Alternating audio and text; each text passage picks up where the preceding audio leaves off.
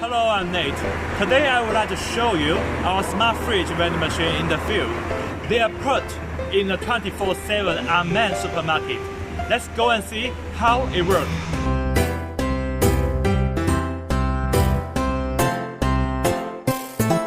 There are 22 smart fridge vending machines in the shop. I will show you what kind of products are available here. There are beverage, cup noodle, and yogurt, fresh vegetable, frozen dishes, ice cream,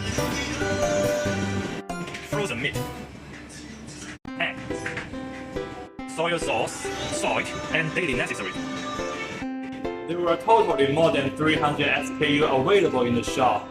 It's just like a normal supermarket, but compared to other unmanned supermarket, which full of vending machine, there are a lot more. I'll show you the shopping flow. Now I want to buy ice cream.